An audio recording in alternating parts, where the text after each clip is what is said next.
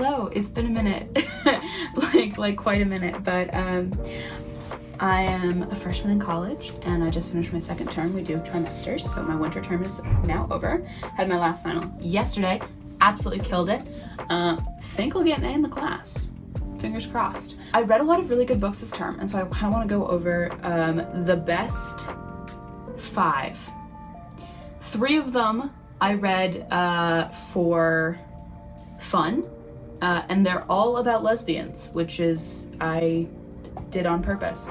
And the next 2 are Catholic, because they're for my Catholic class, Gender and Power in the Catholic Church. So I'm gonna start with the lesbian stuff first. So the first one that I read was called Everyone in This Room Will Someday Be Dead. It's about this girl named Gilda. Ooh, she's a lesbian. She's also hypochondriac, has this crazy anxiety. And she works at a Catholic church by accident. The writing style is what really makes this book stand out. There isn't really, there's kind of chapters, there's like sections. It's really just alternating paragraphs between different kind of storylines that all come together. The writing style is done really well, and it really added to the story.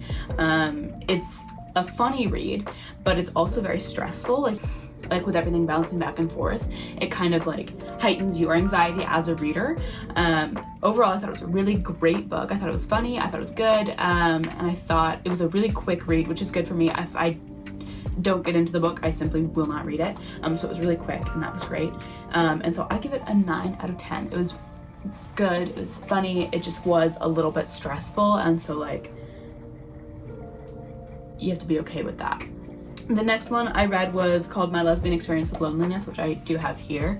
It was funny, I bought this at the Barnes & Noble, and the guy, I put it, I give it to him. He picks it up, scans it, and then puts it face down, as a point. He was this nudity was not okay with him. He was and I was okay, thank you, sir.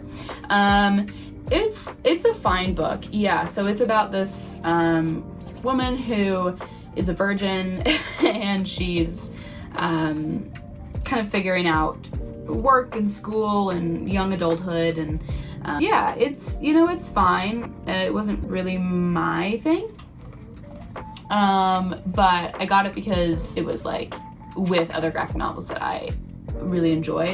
So I would give it maybe a 6 out of 10. It's just not really my thing. Okay, the next one that I'm going to talk about, this is the winner of the day, okay? It's called Tipping the Velvet. I think it's by Sarah Waters, I think is her name. And apparently they made a TV show about it. This book gets a 10 out of 10, and the only note I have written for it is what the fuck is going on.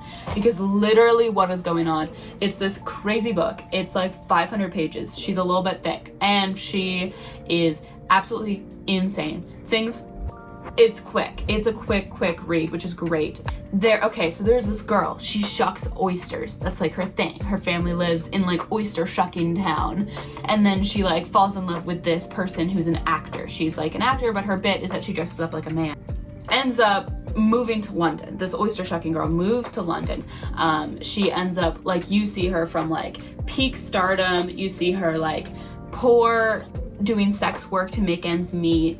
You see her rich, doing sex work for fun.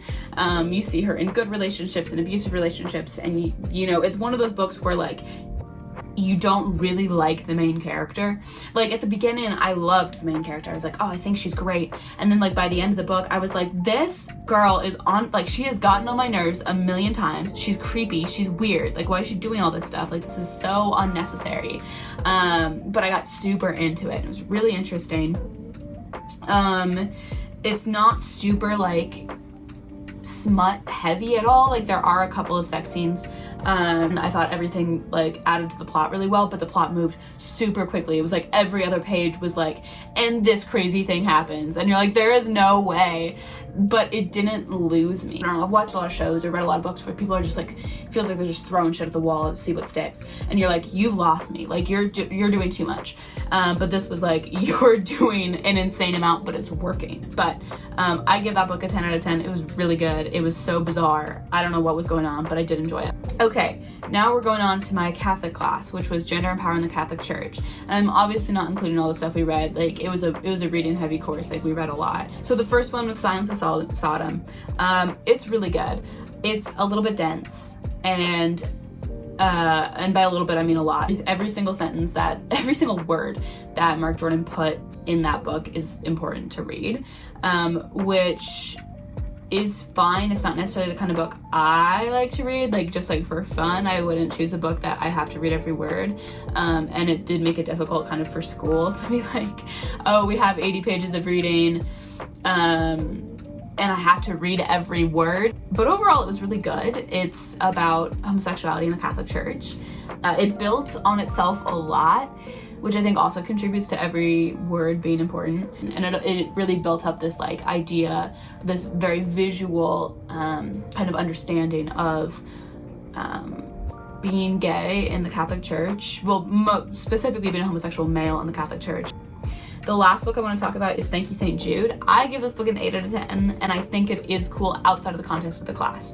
So this book is about the woman's role in the Catholic Church, kind of pre, during, and a little bit post Vatican II, really just looking at like the woman's role in the church. But it also has some really interesting historical stuff, like the first chapter, a couple of chapters, I don't remember, really goes into the role of Catholicism in Chicago.